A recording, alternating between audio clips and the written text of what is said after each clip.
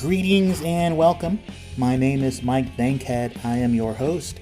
I am a bass player and songwriter from the Gem City, Dayton, Ohio.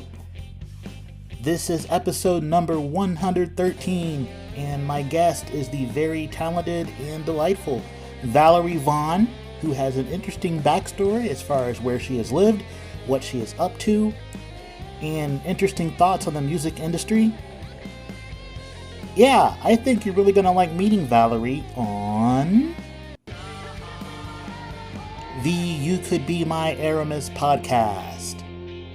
I also owe Valerie some personal thanks for making use of her extensive musician network and introducing me to someone who's become important to me recently, but we will cover that at the end. For now, let's get to the conversation, shall we? Today's Tuesday. Happy Tuesday, Valerie. Happy Tuesday. So, first, I'd like you to introduce yourself to the listeners and tell a little bit of your very interesting life story. Actually, before you do that, where are you right now? At this very moment, I am in Hamburg, Germany, and I am in my office/studio that I am building out. It's modest, but I've got all the equipment I need here to produce all my music that I want to do. So, yeah, and I've been traveling a lot lately, which is bumming me out because as much as I love traveling, I haven't been so productive. I was in London for a little while. I visited some friends in Austria, some cousins in other parts of Germany. It's been great, but I've been highly unproductive. My name's Valerie Vonn. I am a dual US German citizen. I spent most of my life in America and most of my adulthood in New York City, where I was during the day working in the corporate side of the music industry. I was at Sony Pub for a while, and then I was actually at Meta doing music business development. Interesting. Yeah, I know. I've got a few business degrees, but I've been I've always just wanted to work in music ever since I was little. I just knew that that was what I wanted. And so I moved to New York with the intention of pursuing that and found that even though I really enjoyed my corporate jobs, it wasn't really for me. And I felt like I was just forcing it all the time. And I just was like, I'm at a point in my life where I really want to actually go for what I want. And so I've relocated to Germany to focus full time on my music and the other creative things I want to work on. So yeah, and after surgery, I had this pretty intense spine surgery recently that was brought on from a complication of a prior spine surgery. Um, yeah, and I had to kind of relearn to breathe and have, this breath control skill rebuilt, which has been really interesting and really, at moments so just disheartening, but I'm getting there and I feel really good now. And I finally feel like I'm at a place where I can pick up the projects that I had begun last year. And I know it's a little ambitious, but I have these 6 songs that are various collabs. Like I have 6 collabs that I'm working on. 3 collaborative projects. One of them is an EP with 3 tracks. And I'm just really excited to prioritize those. And now that I'm becoming, fully self-employed and focusing on my music more than anything else, I've realized, I want to be as involved as I can. So I'm teaching myself all these new skills with learning how to be better at vocal mixing, which I'm not good at all. So, but that allows me that creative flexibility. And I think, learning these technical skills, regardless of if I'm the one that's mixing the record or not, I know that I'm going to be able to walk into a room, a studio, whatever, where maybe my role that day is as a songwriter. I can go in and I can work with the team better. I can work with the artist better because I can show that I know what I'm talking about. And I think that that's so important and it's so difficult. And I think you and I, being independent artists, it's one of the hardest things of having to do so much yourself. Yeah. And that was a lot. Yeah, just like threw everything at you. That's fantastic. I want to unpack it piece by piece. First, how I ran into you was on social media. you were playing a song. So singer songwriter types keep posting videos of yourself playing your original work. Sometimes, right? All of us musicians were fans first. We wouldn't be making music if we weren't fans, right? And so I heard Right. something, I thought the song was good. You're a fantastic singer. I was impressed by your voice. You got to follow. And then after that, it's all right, this is a stranger. And, as an old dude, I don't want to come across as a creep, but always trying to grow the network and meet more musicians. Uh, and so now we are internet acquaintances and now we're Zoom acquaintances. I'm curious, and I think I probably already know the answer, but I want to hear you explain it, and especially for the listeners. Why did you feel that Germany was a better place for you to do this in your life than, say, New York City? Yeah, I mean, it's a mixed bag, right? I really love New York and I wish I could be there. I do. But I'm not from a rich family. My daddy doesn't pay my bills, and even though I'm pretty good with my money, I don't want to be stressed out about the anxiety of having to just work like 70, 80 hours a week to have a basic quality of life. And then how am I supposed to have time for my music? And it's hard, definitely, because, you know, I know the music industry in America, and I know tons of people in New York and LA and Nashville and Texas that I can collaborate with. I can just go play shows with. And there's so many more, venues and opportunities, I think, to get experience playing. Whereas I'm still learning this about Hamburg and about Germany in general, but there is a greater, so I don't want to say necessarily a greater, barrier to entry, but I would say in a sense, yes, because, we're looking at a different culture where, you're kind of expected to be socially vetted and people need to know you. Whereas I think that people are a lot more open in in America. That said, I do find that once somebody gives you a chance in Germany from like a fan or another musician's perspective, it's very welcoming and people support smaller indie bands. Whereas in America, I think it's really a struggle to get people to just listen to your stuff. So yeah, I mean, I guess bottom line is I can't afford to be in New York and do what I want to do at the quality that I want to do it. Whereas here, my bills are a lot lower. I have, I have the ability to stay in a rent stabilized apartment and that, sorry, but money speaks and I want to put that money into my music. And I think that's so much harder in a place like New York, sadly. It's just Yeah, not for cultivating artists at this point. Maybe like, as a place to go and do songwriting camps and sessions like this, weekend seminars, whatever you want to do. But I think to like fully live there is just very, very, very difficult if you aren't lucky or super, super well connected. And even then, you have to have the talent and the work ethic to back it up. yeah. I did not. It's a nice place to go visit New York. I can never live there, and I recently met a musician, a dude that I'm a fan of, who was having the same struggles that most independent musicians are having in New York. Right, working super hard on his non-music gig, working super hard at his music gig, and the cost of living there was just too much. And he recently left the city. Now he's going to keep his music connections. He didn't move far away, just across a couple of rivers, but even getting out of the city was enough to lower the expenses enough, right?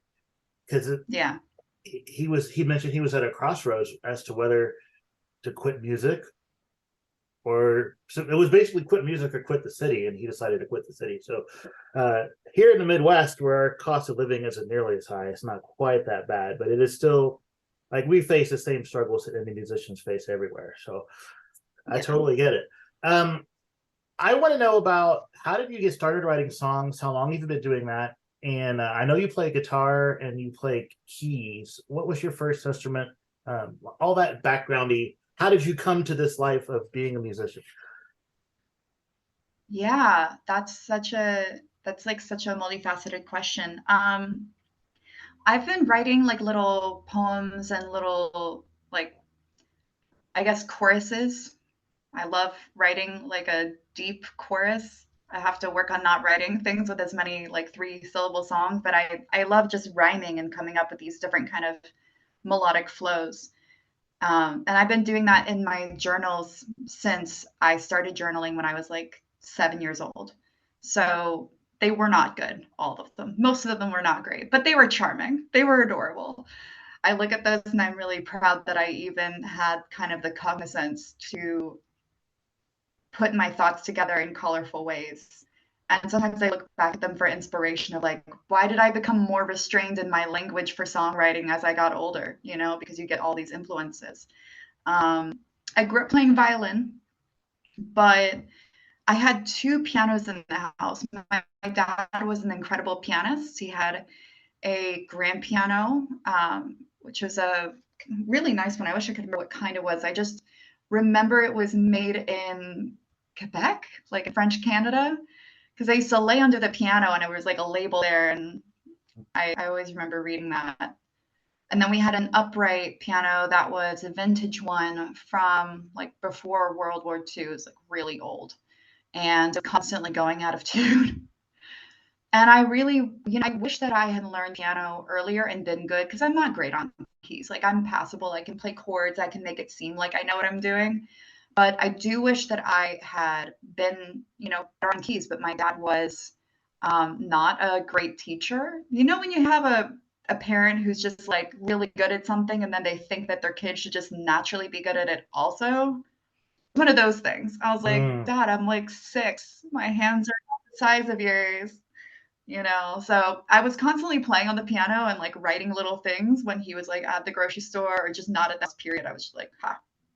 But as soon as he came in and he caught me, I'd be like, God damn it, I got to do a lesson on scales and the circle of fifths and all this. So I hated that. I hated it so much. I was like, can I just have fun? It's like if you're finger painting, your mom comes in with like a paint by numbers. You're like, dude, killing the vibe. Aren't you a little bit Yeah. grateful for But that that was, theory foundation now, though? dude, no, I was too young. I don't remember any of that. Okay. Sorry. It's all right. I like I I don't know. I think, the proper hand positioning is maybe the one thing that stuck with me, and the rest of it was just over my head. It was just over my head. I was too young, but I was grateful to have those piano and kind of have this appreciation for music that I think is foundational to other genres. So like my dad was really into jazz standards and old blues and of course classical. So the other day the lead singer from the band died, and I know that that's silly, but like I genuinely cried because it was like so foundational. I'm even tearing up right now. Oh my gosh. It was just so foundational to like my experience of music when I was a little kid. Um, you know, say what you will about the band, like there's of course always controversy around certain topics, but it was just like a core memory. And then also like Nina Simone, my dad would play Nina Simone songs, and yeah, just all the greats getting to hear such a wide discography that is foundational to so much was pretty great. That I listened to you play and sing, and that makes sense that you would listen to a lot of Nina Simone. I can hear a little bit of her in what you do. How would you describe your musical style and genre if someone asked you to do that? Yeah, I mean, I get a lot of comparisons to Adele and Amy Winehouse and Florence Welch, but I have a certain twang to me, like to my voice and also to my writing style, being that I did grow up in the South, like I did grow up in Florida. Um, and people will say that it's not really the South, and that's fine. We can have that conversation. I think there's Uh, different kinds of Southern they culture, treasonously rebelled but against the United States. That makes them the South. yeah, and thank you. Okay, can we like call it what it is? But I will say like I have certain influences like having gone to Baptist church growing up and singing in choir and growing up with chickens and horses and you know a lot of what goes through that, and then trying to reconcile all the darker aspects of growing up in the South also. And I think that that's something that we constantly are considering even today, especially today, actually. So yeah. Yeah, I'd say describe it as like blues, soul, pop with a bit of a southern vibe. Like Amy Winehouse's darkness with Adele's joy with some kind of Big Mama Thornton soul, but not Yeah. nearly as much as hers. She can't even be touched. She's incredible. So Yeah, it's big was not in reference to her voice, but it should have been. Definitely should have yeah, been. I mean she is just, to me, that's one of the things, like, obviously ball and chain, you know, I just love going through that whole sort of group of women of that time. To me, is some of my favorite stuff when I'm wanting to feel something. So, yeah. No, let's get into your writing process because all of us that write songs, no two of us do it the same way. And I never get bored talking to other songwriters about how they do it. So when it's time for Valerie to write, what is the first tool that she reaches for? Oh man, so I'll actually give you an example because I have all these ideas and they come to me as lyrics usually. And I'm the most ridiculous in the sense that, like, so like I wrote this song last night. I just like wrote all these lyrics out. I woke up, what did I write this? 12:30, like in the middle of the night. Wow, I woke up and was like, "Oh my God, I got to write this down." And I just wrote a song. that's good. If you Um, don't write it down, it never happened. I've done that so many times where I was like, "Oh, that's a great song. I'll definitely not forget that." And then No, the next never day I'm like, works. "No." Yeah. I've lost a lot of good ones that way, and I've learned my lesson, I hope. Yeah, same. So like my notes app and my voice memos app is just filled with things, and I'm usually writing from like a melodic perspective. Um, I'm trying to, build or, develop my songwriting muscle to be more melodically driven and also write from music. Like I started collaborating with a few musicians here in Hamburg that are better at guitar playing or piano playing, and whatever their genres or their instruments are, and just saying, okay, give me an instrumental and let me try that, because I think that that's such a muscle that I don't know how to flex. So that's actually a project I've given myself this week. I mean, what about you though? Are you seem like you're from a lyrics standpoint then, from what you said? I am a music standpoint. I'm a music writer first, and the funny thing Really? is I'm in a duo, and my co-writer is lyrics first, and we fight about this all the time, in a friendly way, right? So one of the Sure. things I like to ask people on this podcast is whether they write lyrics or music first. And you went melody first. I will tell you that melody is the hardest thing for me. I'm a bass Mm, player by trade, which can be melodic, but that's not, in a rock band, that's not your main role yeah. depending on the kind of band, but usually that's not your role. Uh, but I'm a bass player that writes songs, so a lot of times my melodies will follow the bass line, like the bass is dragging the melody along, and just constructing a melody that I think is good and keepable is the hardest part of songwriting for me. I have no problem writing chord progressions. Uh, all my theory is self-taught, and I'm not super great, but I understand how chords work, and I understand how to manipulate people's emotions with chords. But like, how do I make a melody that sounds good over this? It's one of those things that I really struggle with, which is a Yeah. good thing that I have a co-writer that's great at melody. So this means that if I wrote something with you, it'd probably be really good because I feel like you're also pretty good at melody. Um, I would love that. Let me finish these other 6 collabs though. I feel terrible that I haven't gotten these tracks over do to it. these people. Here's the thing: But yeah. all of us have so much music in us. And I always tell, like, first of all, every time I'm in the studio, I'm like, man, I would be in this room every day if I could afford it because I don't self produce. And I know you do a little bit of, which we will get to. Every day if I could afford it. And I know for a fact that I have 5 or 6 albums worth of material in there that's not out yet. I have 50 or 60 songs written that are not tracked yet. just kind of laying around for various projects. So I am one of those people that will be down to write with anyone, anytime. Maybe something cool comes out of it, maybe it doesn't. But exercising that songwriting muscle and then also making connections, those are cool experiences that the collaboration brings you, even if you don't manage to write something that you want to keep, right? Yeah, definitely. I mean, I write stuff all the time that I think is absolute trash or I think is great, but just not for me as an artist. Like I wrote a rap the other day and I was like, this is adorable. This is great. This is actually pretty cool. I was like, some early 20s rap star, if she wanted to like use something for a hook, I'd be like, call me. But Hey, keep that around and reach out to someone on Instagram if you like their flow or something.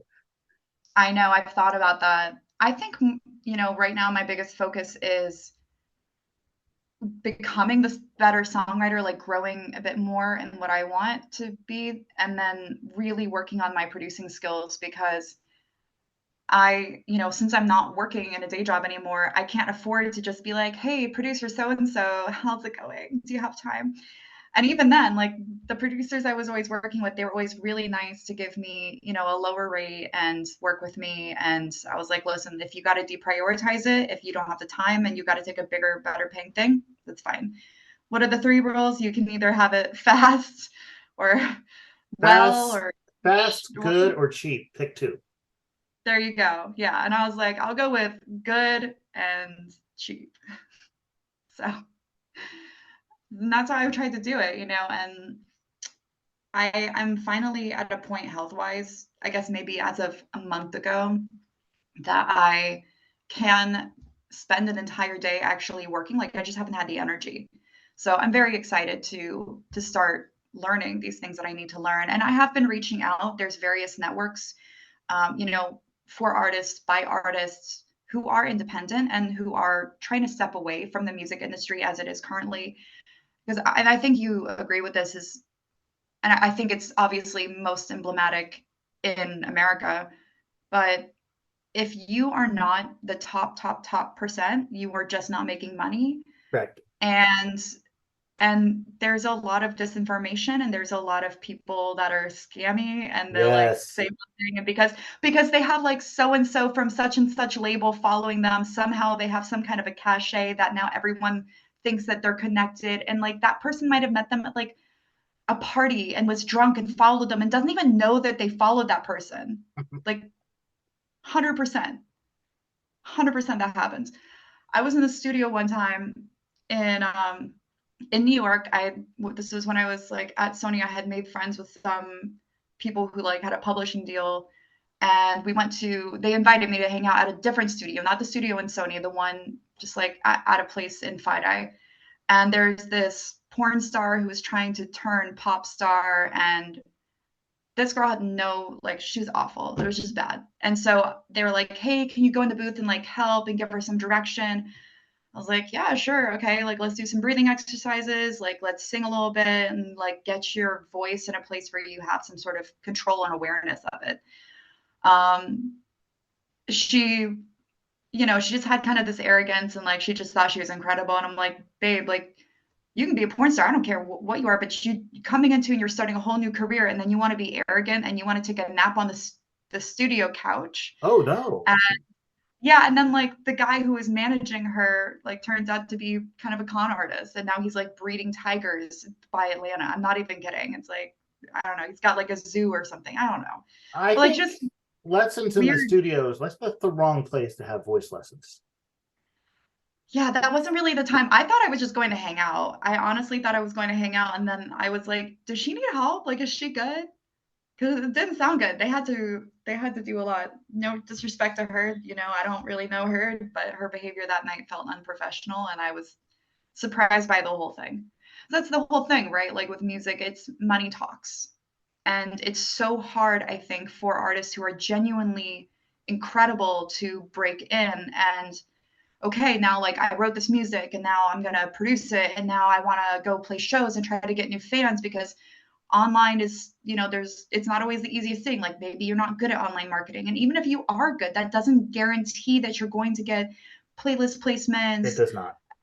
It doesn't matter. like I think my latest song is my favorite song I've ever done. Like I'm very proud of it. I think it's the best song I've ever done. And it like it was fine. Like maybe I didn't market it as well as I should have. I don't know, but I can't drop $30,000 behind a marketing campaign, which is what you're competing against, right?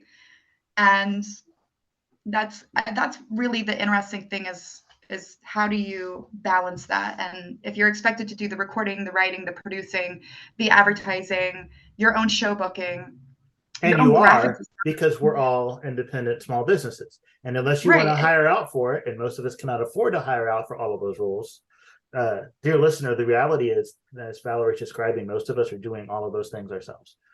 Yeah, Like, yeah. I delegate the engineering and producing because I'd rather spend my time getting better at writing songs and practicing my instruments and such. And but I work really hard on the marketing side and on music education as far as learning the business. I feel like I don't have the ability to be good at everything. And I don't mind paying a professional to engineer my records so they sound good and produce them so they sound good.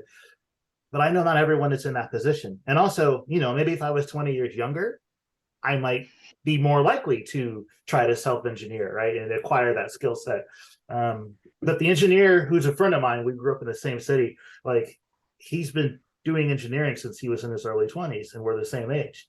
Like, I don't have the ability to go acquire that 20 years of industry experience. I'll pay him for his, and Yeah. I'm okay with that.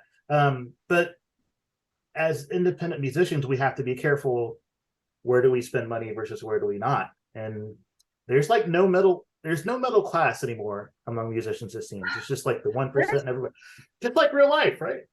But that's, yeah, I honestly, I have this kind of, I don't want to say theory, but just like this perspective, I guess. I'm trying to think of a better word, but yeah, I have this belief. I have this belief that the arts reflect, society in general, and like Yeah. how the arts are taken care of, how investment is made in the arts, how people like digest or, consume art is very much reflective to where our society is at right now. And I mean, everything is mass production. When you go to the grocery store, everything is mass production. When you look at, you go to a home builder and there's only a handful of major home builders, and there's like no small businesses that really can serve and be profitable because of everything. It's just, it goes through um, the whole country and whole economy. I think it's reflective of where we are,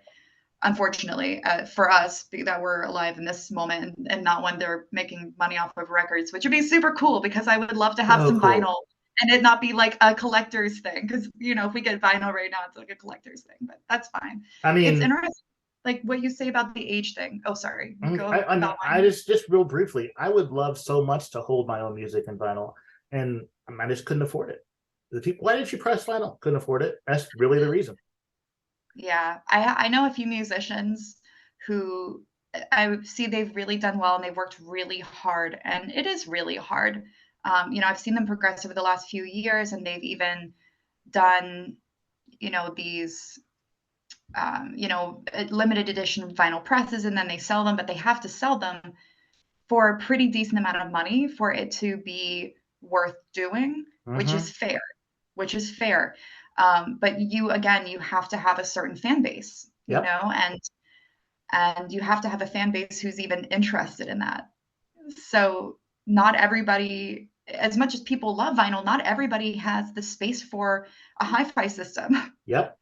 It's just, it's the reality. It's like they might love it, but what are they going to do? Hang it on the wall? Probably, if they don't have a hi-fi system. And then what? Play frisbee? I mean, I wouldn't care. Somebody buys it, they buys it, they buy it, they do whatever they want with it. I hear you on the age thing, and I'm kind of at that moment where, like, I'm 31 years old, and I think I still look lovely. I still look young, but I have had a few comments made to me of like, "Oh, you're a little old, maybe to be doing this now," and I'm like, Ooh. "Wow, okay, all right." I was You 39 when I know, put my first record out. You're never too. I wish I started sooner. Um, I didn't. I wasn't brave enough to start sooner. Yeah, that's nonsense. You're do the thing. I I agree, and I also look at it and I think like, okay, what about like Saint Vincent? What about so many incredibly talented female artists?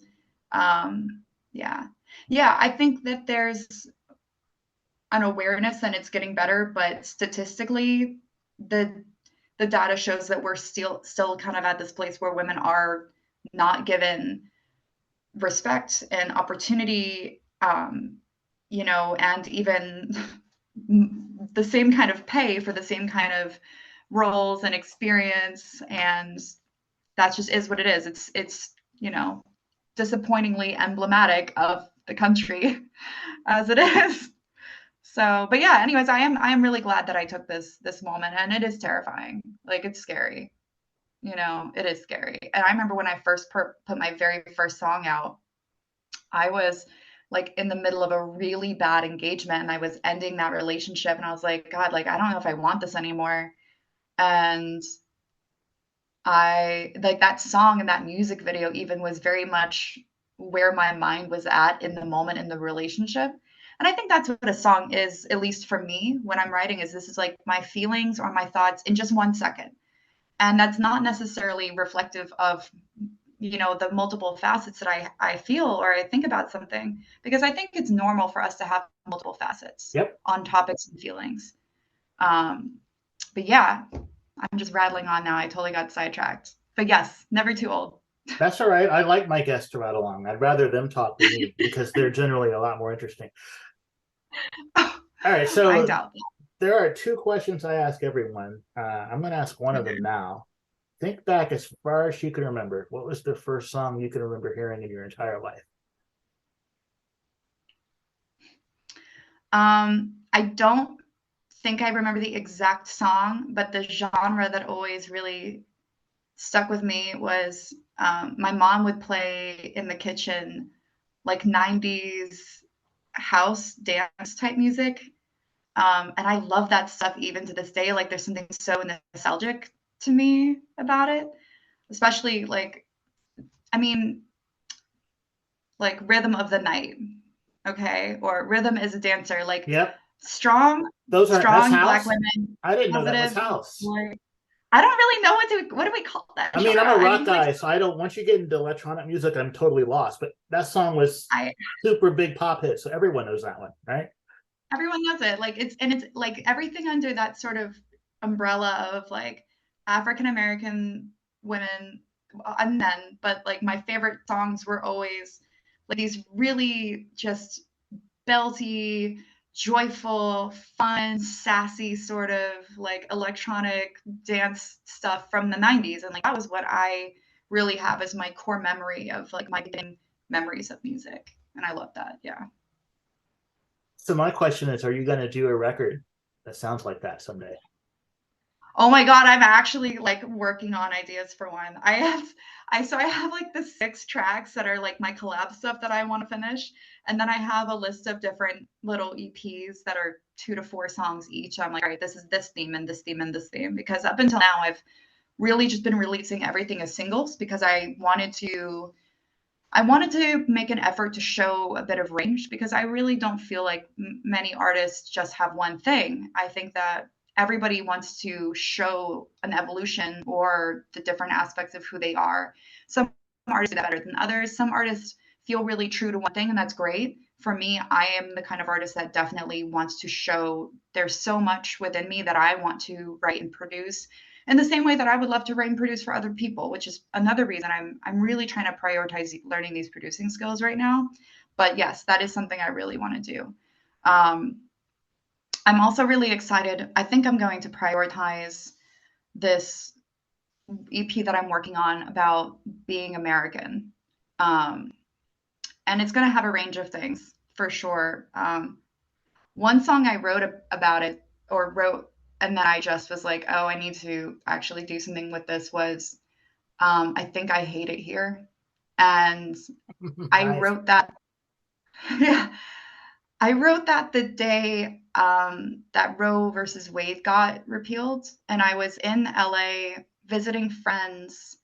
I guess this was last year in June, so a little over a year ago. And I was staying with some friends who the girl is a photographer and model, and her boyfriend is a professional songwriter and producer, and he's really also very talented. And they had a piano in the house, and I was out the house alone. They were like out doing work, and I was at home just working on stuff for my computer. And I got, this, I was just like scrolling at Instagram being dumb, and then like the whole thing on Instagram like blew up. Oh my God, Roe versus Wade has been overturned.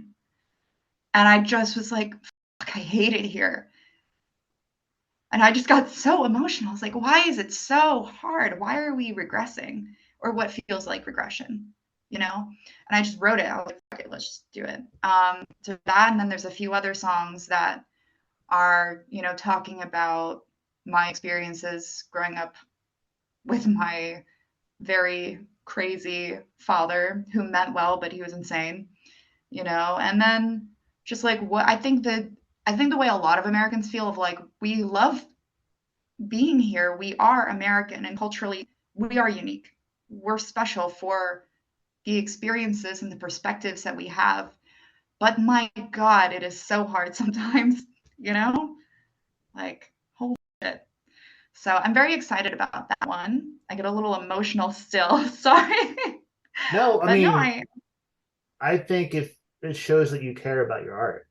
And I mean, if the song doesn't move the person that wrote it, how do you expect it to move your audience, right? Um, yeah, yeah. And that so is I get it. something I think, yeah, I think at the core of songwriting for me, and so I won't speak for all songwriters out there, but I think at the core for most songwriters, we want to make somebody feel something in one way or the other. Maybe that means we want to make them feel like dancing, or maybe that means I want to make them think, or just not feel alone. So we were talking about this briefly before I hit the record button this time, and I want to touch on it because it's an interesting thing the way that different generations and genres define musical terms.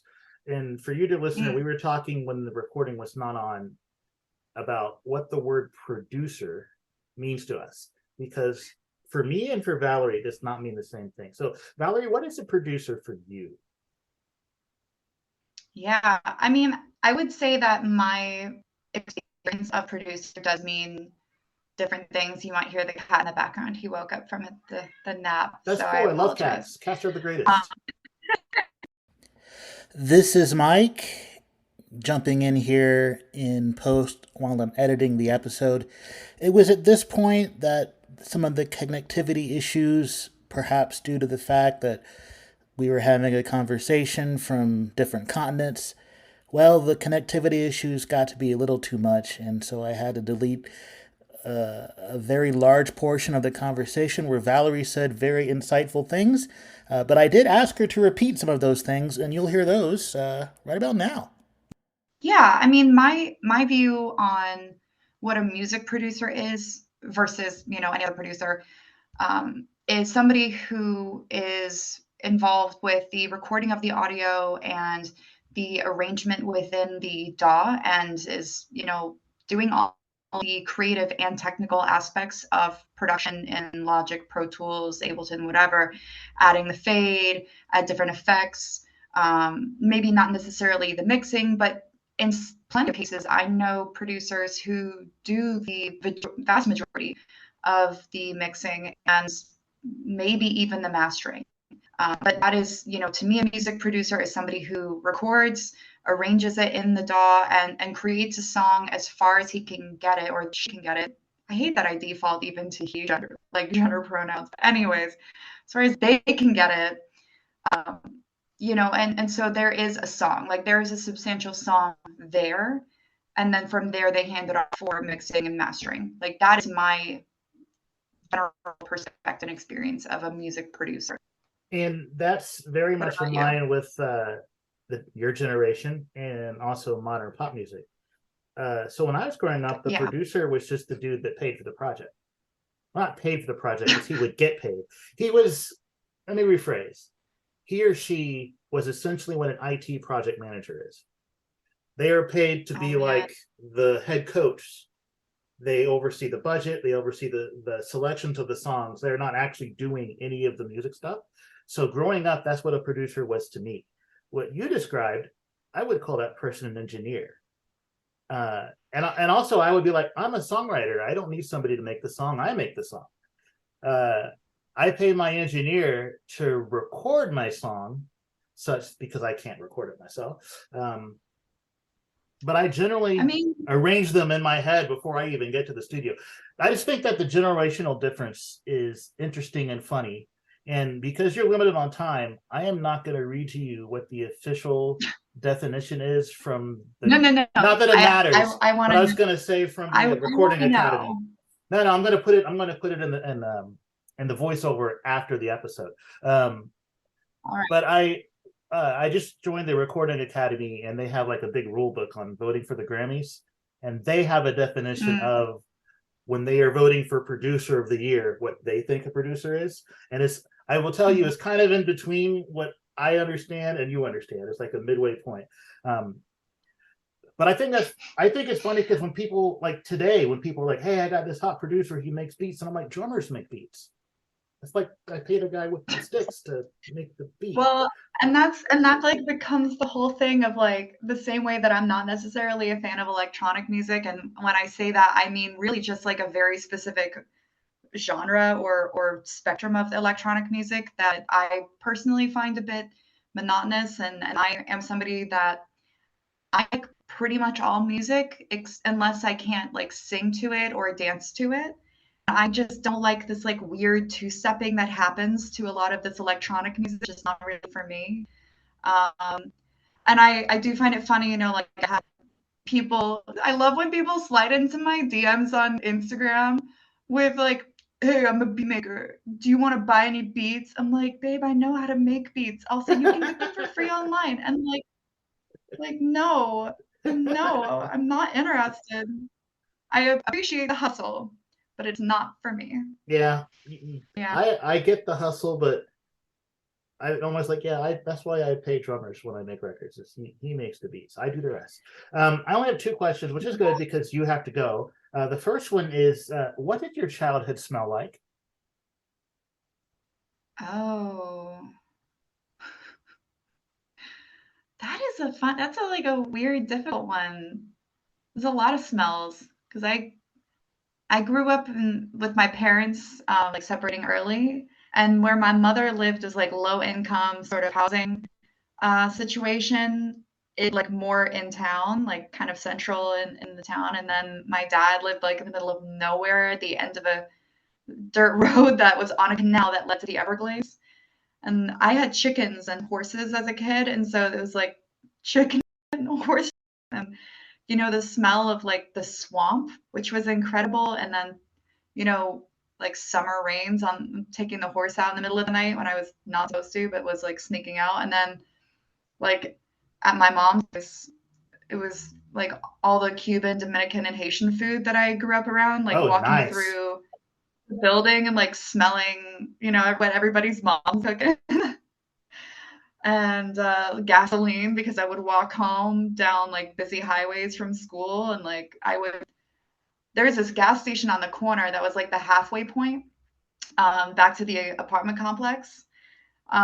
And I didn't make any money. I was a child, and my mother couldn't afford to give me an allowance. Like neither parents could, but I loved candy, and so I made like a deal. I was like, hey, like I really want candy, but I don't have money. Can I work for you? So this gas station would like have me do little things like sweep the floors or like fill out paperwork, and like then they'd like let me have a root beer and these cinnamon Mentos. It was like Child labor, ridiculous, but yes. I loved it. I was like, this is great. So yeah, a lot of things, a lot of things. I feel like there's three or four songs in that series of memories you just came up with. Oh man, so many songs. That's why whenever somebody's like telling me they got writer's block, I'm like, don't know how that is. Yeah, I wish I was faster at coming up with chord patterns. So we should write I could together. finish. I have no problem with chord patterns. It's just everything else. I'll just like put together some voice memos and we'll send them over, and let's do it. I really need to be better about finishing projects though. So once I finishing some projects. Let's do it. I'm in. Definitely. Last question. Where can people follow you, listen to your music, learn more about Valerie Vonn? Yeah, great question. Thank you. And thank you, everybody who has been listening and enjoying this conversation, hopefully as much as I have. I am at Valerie Vonn, VonnValerie on Instagram. And if you just search my name, you'll find my music on every streaming platform. I've worked really hard to make it available everywhere because it is really cool to see where everybody around the world listens from and how different platforms are the preferred ones, depending on where you are. So, yeah. Yep. Thank you again, Mike. Thank you very much for taking the time to talk to me, and we will certainly be in touch. I foresee some musical collaboration in the future. I would love that. All right.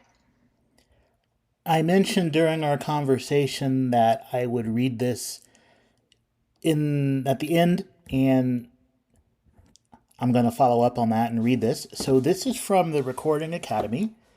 These are the people who award Grammys in the music business. And they have categories where they can award a Grammy to a producer. Here is what they say a producer is. By the way, this is not to say that this is correct or that I am correct or that Valerie is wrong.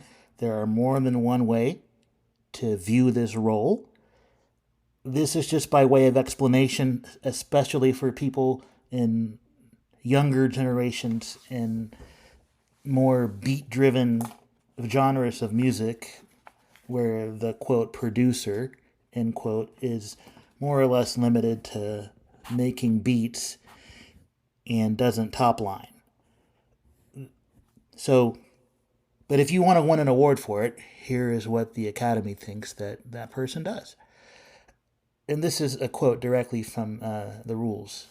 I like to read the rules. They're helpful. The producer of a recording is responsible for working together with the artist to assign credits. The producer is also responsible for supplying accurate credit information to the content owner for the purpose of compiling printed or metadata album credits. The producer should also review finished liner notes to ensure that the information remains correct through that point.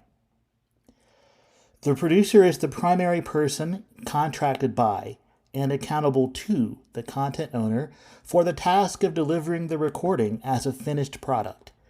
The producer directs and has overall creative and technical oversight during the recording project, including the individual recording sessions that are a part of the project. Duties of the producer can include, and then they go on to list 6 different things that the producer might do. Some of those things are the kind of things that Valerie was thinking of and speaking of in our conversation. Some of those things are the things that I was thinking of in our conversation. One of them, for example, is overseeing staffing needs, keeping budgets and schedules, adhering to deadlines, and overall quality control. It is an interesting conversation about the role of that particular person in making music, and how you, dear listener, feel about that role probably depends on, to large part, how old you are and what kind of music that you are interested in. And now the normal conclusion, outro part of the show. Thank you very much to Valerie Vonn for being the guest on this episode. We actually had this conversation many months ago, so also thanks to Valerie for her patience. And thank you, Valerie, for introducing me via the power of networking to Paul Notice. Paul Notice is directing the video series on my I Am Experienced project, and they are super talented. Also, dear listener, thank you for being with me. I hope that you've enjoyed the last couple of podcast episodes. Apologies for the break that I was on, but we'll be back sooner than you think with more interesting people. Have a lovely weekend.